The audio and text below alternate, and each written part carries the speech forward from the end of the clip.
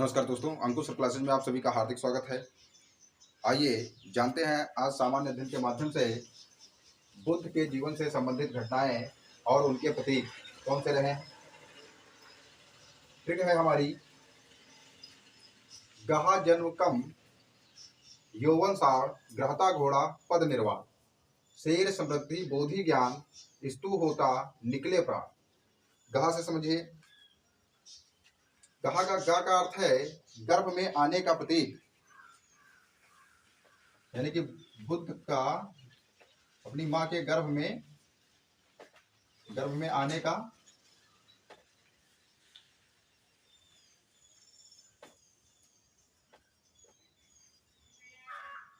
प्रतीक, ये गा का अर्थ है।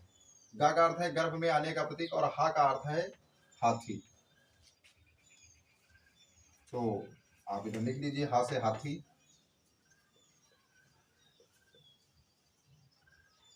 ये हाथी हो गया। फिर जन्म, जन्म का प्रतीक क्या है? तो कम लिखा है। जन्म से जन्म हो गया जन्म का प्रतीक, और कम से कमल। जो जन्म का प्रतीक है वो क्या है? कमल है। कम से कमल। फिर आगे लिखा है यौवन। यौवन का प्रतीक क्या है? जब यौवनावस्था में वो पहुंचे तो उनका प्रतीक क्या हुआ? तो यौवन का प्रतीक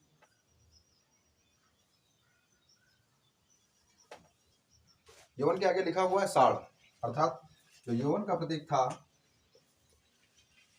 वो साढ़। ग्रहता घोड़ा लिखा है। ग्रहता माने ग्रह त्याग। जो बुद्ध के जीवन में घटना घटित हुई जब उन्होंने ग्रह को, अपने घर को त्यागा, तो ग्रह त्याग का जो प्रतीक है बुद्ध के जीवन का,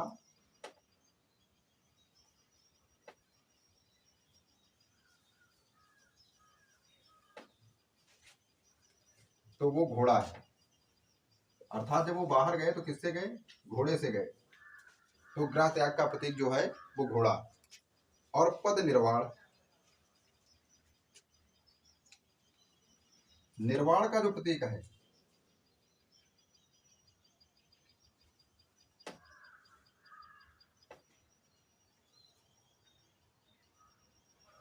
निर्वाण का जो प्रतीक है वो पद चिन्ह है। याद रखिए, पद चिन्ह। एक पॉइंट आएगा आपका महापरिनिर्वाण। तो महापरिनिर्वाण जो है वो मृत्यु से संबंधित है और उसका प्रतीक स्तूप है। याद रखिए। और निर्वाण का जो प्रतीक है वो पद चिन्ह है। ध्यान रखिएगा इसको। आगे लिखा है शेर समृद्धि। जो समृद्धि का प्रतीक है, इसका प्रतीक है समृद्धि का। तो समृद्धि का जो प्रतीक है वो शेर है।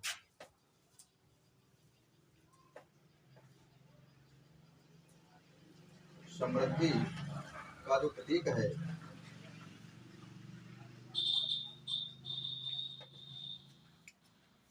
वो शेर है। आगे आता है बोधि ज्ञान। और ज्ञान का जो प्रतीक है, ज्ञान का प्रतीक, तो ज्ञान का जो प्रतीक है वो बोधि वृक्ष, अर्थात पीपल। इसको बोधि वृक्ष भी कहते हैं। बोधि वृक्ष, ब्रैकेट में आप लिख लीजिए पीपल। बोधि वृक्ष नहीं आएगा तो पीपल आ जाएगा। अब आता है स्तु होता निकले प्राण, यानी कि जो मृत्यु का प्रतीक है।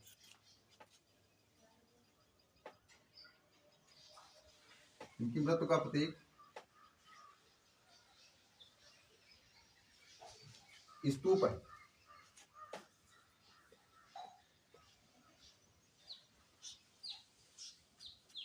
पॉइंट नोट कर लीजिए।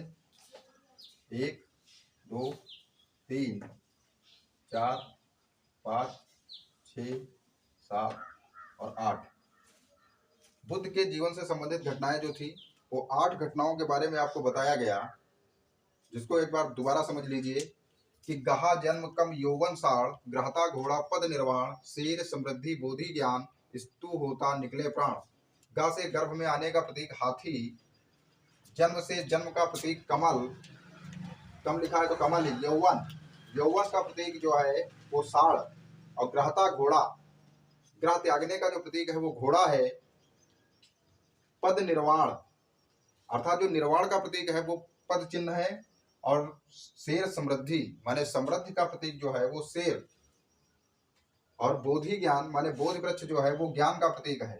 स्तु होता निकले प्राण। तो मृत्यु का जो प्रतीक था वो स्तूप था। ग्रह त्याग की जो घटना घटित होती है उसको कहा क्या जाता है, ये याद रखिए आप। इसको कहा गया है महाभिनिष्क्रमण। क्या कहा गया है? महाभिनिष्क्रमण।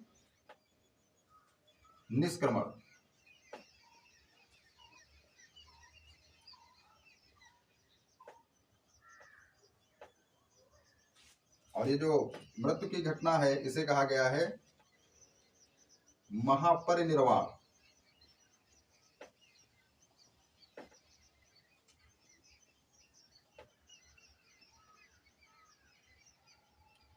महापरिनिर्वाण कहा गया है। आप स्क्रीनशॉट ले सकते हैं।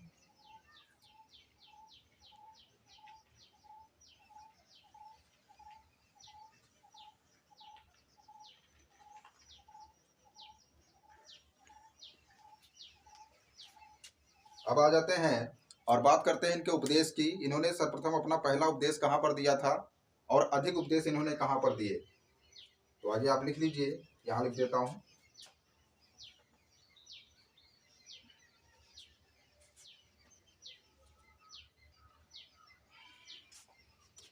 उपदेश की चर्चा अगर हम करें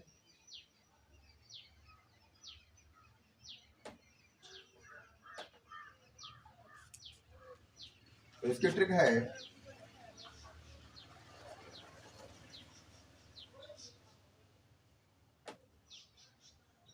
प्रथम सार दो अधिका श्राव। प्रथम सार दो अधिका श्राव, अर्थात प्रथम सार दो अधिका श्राव का मतलब क्या है? प्रथम से मतलब है प्रथम उपदेश। जो बुद्ध द्वारा दिया गया प्रथम उपदेश था वो कहां पर दिया गया? तो प्रथम उपदेश दिया गया था सारनाथ। और अधिका श्राव माने सर्वाधिक उपदेश कहां पर दिए गए? तो याद रखिए, सर्वाधिक उपदेश कहां पर दिए गए? तो ये श्रावस्ती में सर्वाधिक उपदेश दिए गए। श्रावस्ती में सर्वाधिक उपदेश कहां दिए गए? तो श्रावस्ती में। नोट में याद रखिए कि सबसे बड़ा जो स्तूप है, जो बौद्ध से संबंधित सबसे बड़ा स्तूप है वो कहां पर है?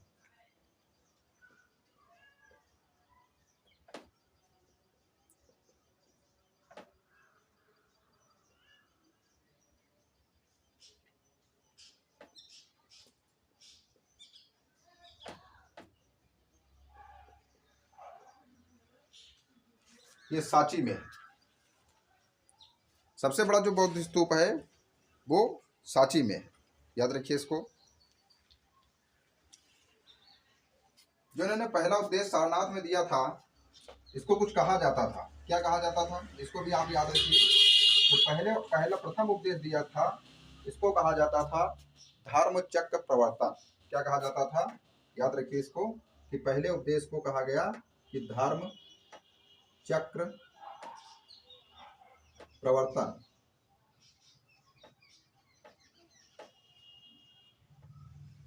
धर्म चक्र प्रवर्तन कहा गया। और ये आपका सारनाथ में पहला उपदेश दिया गया था।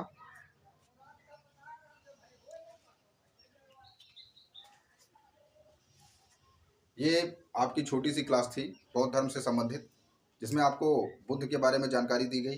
कैसी लगी हमारी क्लास आप अवश्य कमेंट करके बताइए।